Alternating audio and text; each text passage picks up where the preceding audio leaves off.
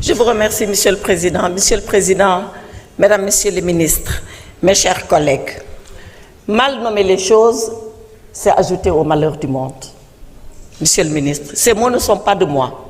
Ils sont d'Albert Camus, mais je les emprunte parce que nous sommes exactement dans la situation où nous n'avons pas su nommer les choses pour ce qui concerne la dette. Quand le 24 septembre 2024, vous nous avez annoncé qu'il y avait une dette cachée ici au Sénégal de l'ordre de 7 milliards de dollars, ça a été comme une déflagration mondiale. Le Sénégal a été ciblé et criblé de partout à cause de cette dette. Et vous nous avez annoncé que la dette, elle est cachée. Alors, Monsieur le ministre, 3 questions. Que signifie dette cachée? Et c'est là où nous devons nous mettre d'accord pour nommer les choses. Que signifie pour vous dette cachée? Quand je vous entends, vous nous dites la dette cachée, c'est celle-là qui n'a pas été révélée à l'Assemblée nationale. Quand je lis la Cour des comptes, elle nous dit la dette cachée, c'est celle-là qui est hors cadrage. Qu'est-ce qu'il faut retenir comme définition de la dette cachée? Qu'est-ce qui compose la dette cachée? Vous le savez, Monsieur le ministre, la dette, son ratio est calculé selon des normes. Le GFSM 2014, vous le connaissez, Monsieur le ministre. C'est la norme que retient et le FMI et l'UMOA pour calculer la dette. Comment cette dette dite cachée, elle a été calculée par rapport à cette norme qui a été admise? Et ça pose tout le débat de la dette contingente.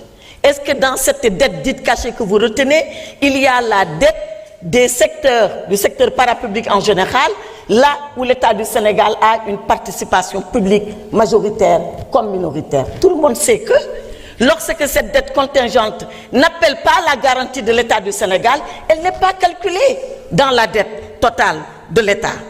Ensuite, surtout, comment on cache une dette? Quel est le stratagème? Quel est le subterfuge par lequel la dette se cache? Monsieur le ministre, je suis une personne physique.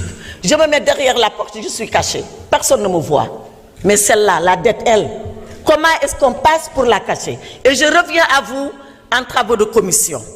Vous avez dit, et vous avez pris l'exemple du secteur bancaire, en disant que la dette de l'État sur le secteur bancaire était tellement lourde que ça a failli créer une crise systémique. Vous vous rappelez de ces mots que vous aviez prononcés en commission?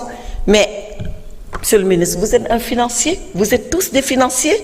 Comment l'État peut devoir de l'argent, emprunter de l'argent à des banques, que cet argent, cet emprunt soit caché, que personne ne le sache? Nous avons une commission régionale qui siège à la BCEAO, qui surveille les banques. Donc, même si dans les écritures du Trésor, la dette n'apparaît pas, dans les écritures de la banque, la dette, elle apparaît. Vous connaissez les accords de Bâle. Les banques ne peuvent pas prêter comme elles le veulent et à qui elles veulent. Donc les banques sont surveillées. À supposer que le Trésor fasse n'importe quoi, n'importe comment, à partir des livres des banques, à partir des écritures des banques, nous savons ce qui se passe. Donc on ne peut pas cacher la dette, surtout la dette bancaire comme vous l'avez dit. Donc le débat persiste. Pourquoi il persiste? Parce que vous nous cachez les documents.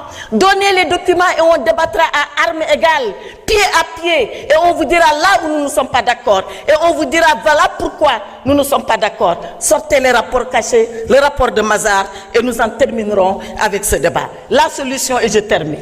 Est-ce que vous nous cacherez la solution après les rapports? J'imagine que non. Pour la solution, elle vous revient à vous. Mais Monsieur le ministre, permettez-moi de vous dire ce que vous ne devez pas faire avec la solution. Vous saurez ce que vous ferez, vous, avec la solution. Ce que vous ne devez pas faire, c'est le crédit à outrance. Vous êtes en train d'emprunter à tout va 4 000 milliards d'emprunts selon Ecofin. Ce n'est pas de moi, c'est Ecofin qui le dit. Aujourd'hui, 42% de nos emprunts sont détenus par les banques ivoiriennes. Pour des souverainistes, ça doit faire mal quand même à la fierté. Donc, moins d'emprunts, soyez prudents.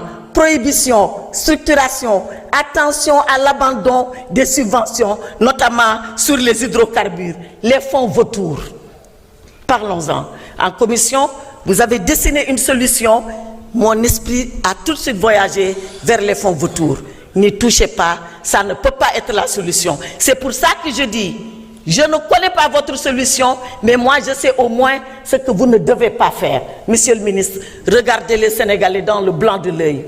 Ne cachez plus la solution. Dites aux Sénégalais ce que vous voulez faire, ce que vous allez faire, où est-ce que vous allez les mener pour solutionner ce problème. Je vous remercie.